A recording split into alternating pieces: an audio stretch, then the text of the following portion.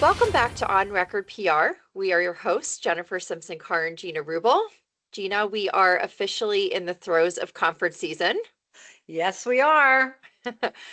Since September, we've attended either one of us or both of us together SIBF, Whipple, LMA Northeast. Most recently, you spoke at the 2025 Brand Reputation Summit in Philadelphia. And next week, you and several of our incredible team members are headed to LMA's Tech West by Southwest in Denver.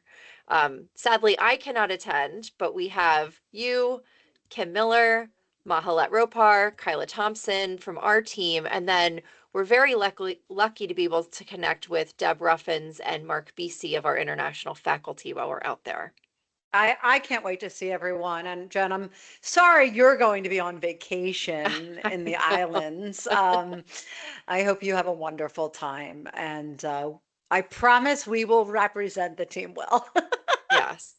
Well, I'm sure you'll have a great time. I know Jasmine, Emmy, and all of the amazing LMA members work very hard to put on this conference in its second year.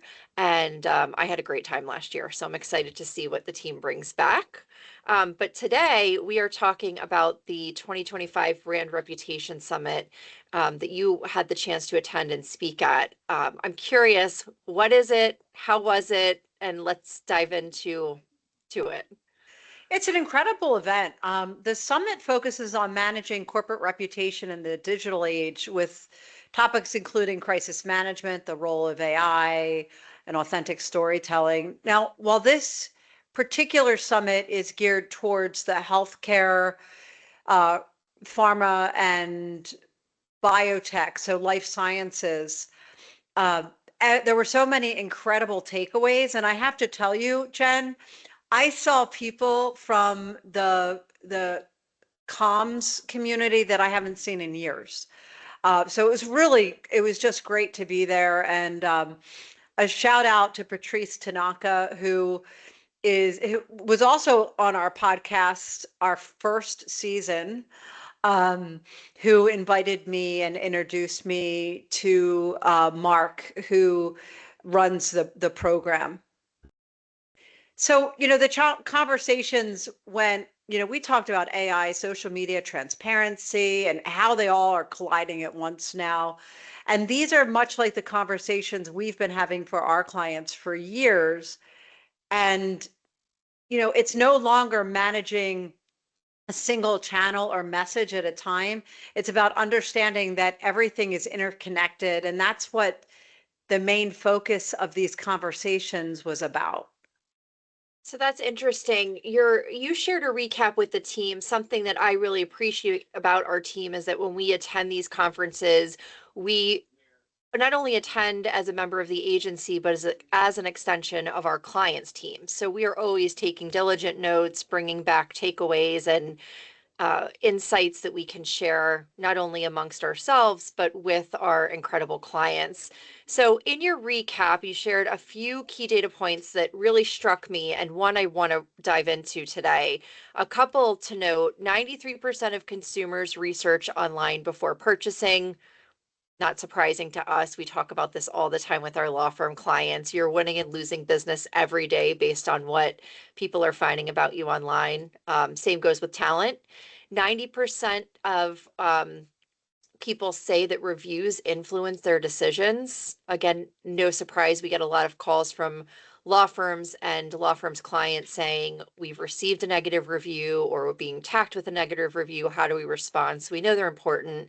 And then 69% of consumers trust influencers more than brand advertising. And I think that's a really interesting point because today, sorry, not today, our next episode is about employee advocacy and that tie between how the trust of an individual is even greater than that of a brand. But the one data point that really stood out to me from what you shared and what I want to talk about today is that 95% of decisions are driven by emotion. We have that conversation all the time. I know that law firm leaders often communicate to us that their audience purely use rationale, right? Their legal services buying decision is about logic, it's about credentials. we not only see this play out in conversations, we see it in how many approach writing, how their bios are written, right? All their credentials, their education, how pitch decks are written in the first person, and again, all about the firm or the attorney. But what information you shared actually supports that decision makers, even in this professional context of law firms and legal decision makers, are still people. Yes. And before I forget, Jen, I want to give a shout out to Michael Smith, who is the managing director for corporate communications at Axe Retirement Life Communities. I've known Michael for years, and he was the one who shared all of the stats. So I want to be mindful of that, and just thank him.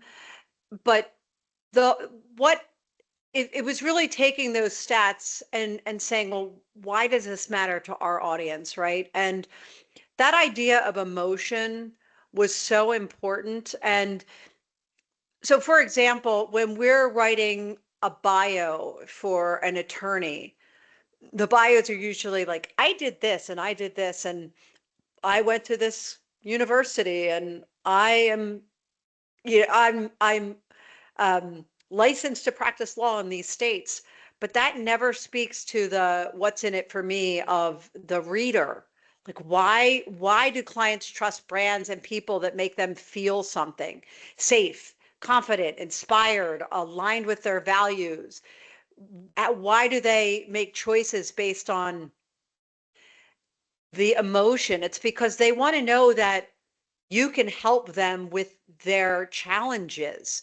If it's a GC hiring outside counsel or a partner choosing a communications advisor, people want to feel understood and reassured because they're saying, I trust you to do this work. And as a result, by trusting you, you are an extension of me. And that's that emotional connection that has to be built intentionally through storytelling and transparency and consistency. I talked a lot about consistency when I spoke at this conference.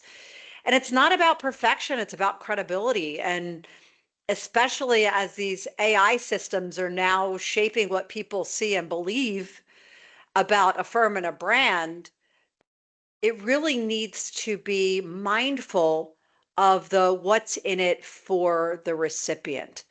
So we're seeing generative AI creating or generating generative AI generating what a what a play on words, right? Their search results are pulling in all kinds of content, and that's a big risk if the firm brand isn't proactively managing what's online. So if they haven't updated their website or bios or practice descriptions for law firms, their news coverage, old articles, AI may be pulling in information that doesn't respect their current positioning. And that's another key point that came out of this conference. And again, it wasn't something I said, it was something that one of the women I met, Angela Esposito, who talked about that, and brilliant young PhD who was just amazing to hear from. So you brought up something I want to touch on quickly, which is I trust you to be an extension of me or of my team. And it made me think of one of the GCs on the panel at the LMA annual conference in San Diego, who said, when I want to hire people that if I'm not on the phone, if I'm not on the Zoom call, if I'm not in the room, I trust you to act in the way that I would want you to act. I want you to be respectful of other counsel. I want you to speak with integrity. And so you just bring up such an interesting point that we've heard from GCs, which is they want to hire people they trust to act the same way when they're not present as they would when they're there. Well, and it's Um, no different than why our clients hire us. right, right. So you talked about AI in this intersection, kind of this inflection point that we've hit in this new environment. It sounds like reputation management, from what you're saying, also equals content management. So firms need to make sure they're auditing their digital footprint regularly, bios, case studies, press mentions. I can't tell you how many times a firm will contact us, potentially work with them. Oftentimes, I'm their first point of contact. And of course, I do my diligence and I see that the latest news and articles is 18 months old, right? So I hear what you're saying and we see it play out every day. Um, and it sounds like they need to review their sites almost daily to make sure that what they're saying online reflects who they are today. You're going to give everybody a heart attack. Uh, um, and yes, they do need to be reviewing it. I don't know about daily, Jen. Okay. But no, I'm teasing you. But I know. reputation management does equal content management, and we're being asked to audit client sites for the same reason, and we're auditing our own site for that reason because those Mhm. touch points all feed into how AI and by extension the public perceives their credibility and our credibility. And that perception drives emotion. And then when people see the consistency and authenticity, then they trust you. So when they see, but on the other side of that, when they see outdated, fragmented, or overly polished content, they also hesitate. So it's important to be mindful. And this even goes down to, and what Michael talked a lot about was, even review sites. And for law firms, that includes if they're putting jobs on Indeed and other platforms, other job platforms, what are people saying about them about working there? And Mhm. are they managing that? So that's why one of my favorite takeaways from the summit was that AI should be treated as a tool, not a voice. And we've been saying that forever. It can help us communicate more efficiently, but it can't replace human judgment and empathy. It just can't. Maybe down the road it will, but right now it doesn't. And brands that will thrive in this AI driven age are those that use technologies to enhance that connection, but not try to replace it. And that really means leading with values, with your firm's core values, being transparent about how we use AI and engaging with those communities in real human ways. So commenting on LinkedIn, and a lot of the speakers talked about comments on things like LinkedIn. And one was Brandy Boatner, who she had spoken at LMA before, and the two of us were like, I know you, I know you. She spoke at one of the regional or local events. I think it was in Philly, and talked a lot about um, how comments in social are so important. So when I say social for our professional listeners, I'm talking about commenting on LinkedIn and not just putting thank you. Really having an engagement there and a conversation there. And Angela Esposito talked about that too. There's just so much listeners can be doing to enhance that trust. So let's pause here for a message from our sponsor. And when we get back, let's talk through a couple of key takeaways that our listeners can jump in to right away to enhance that trust online and make sure that they are taking actionable steps away from our conversation. This episode is brought to you by Furia Rubel Communications, a public relations and marketing agency serving law firms and businesses worldwide. With an expert team positioned throughout the U.S. and supported by an international faculty, Furia Rubel enhances our clients' brands through integrated communications by providing expert guidance in crisis management and high-profile litigation, protecting brand and reputation, and supporting internal marketing teams. To learn more, visit furiarubel.com.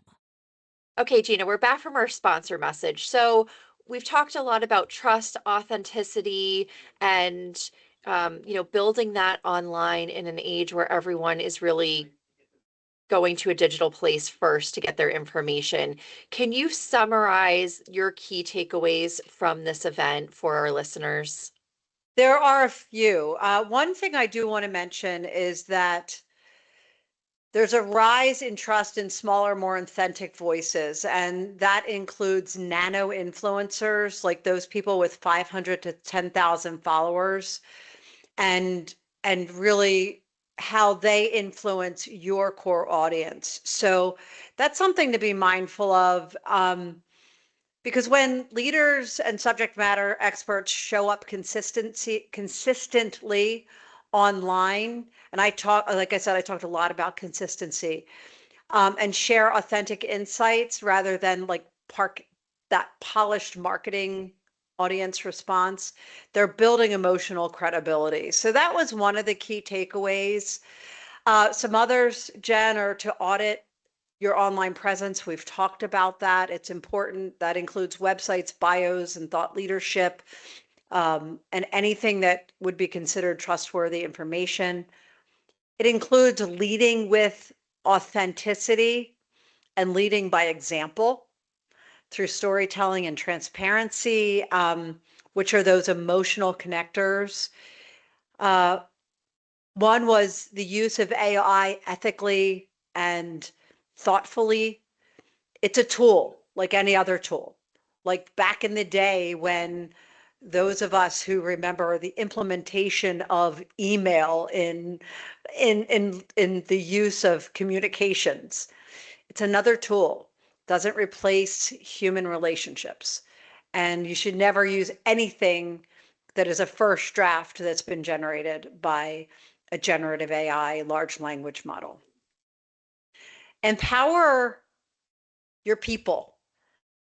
Your partners, associates, and team members are your most credible influencers. And frankly, they also partners to the law firm partners listening to this, you need to lead by example. I cannot stress that enough. And that goes for, we have clients where the managing partner is just as engaged, and that matters when the managing partner is sharing wins for their teammates. And then balancing innovation with integrity, because in an age of rapid technological change, trust is the true differentiator. And people are still going to do business with those they know, like, and trust. Reputation today isn't just about being visible, it's about being believable.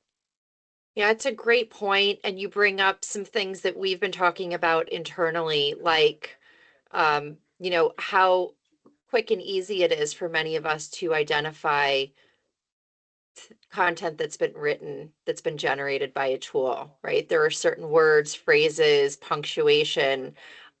So it is becoming more and more common for people, from my perspective, to see something that looks like it's been AI generated and stop reading it and move on. So something for our listeners to take away. And also to get back to your earlier point in the conversation, believability starts with emotion.